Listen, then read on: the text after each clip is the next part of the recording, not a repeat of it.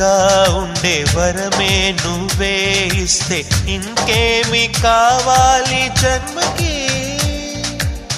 మచ్చలేని చంద్రుడిని మాట రాక చూస్తున్నా, వరస కాని బంధుని చొరవ చేసి అంటున్నా, ఇంకెప్పుడు ఒంటరినని అనరాదని, నీకు సొంతం అంటే నేనేనని.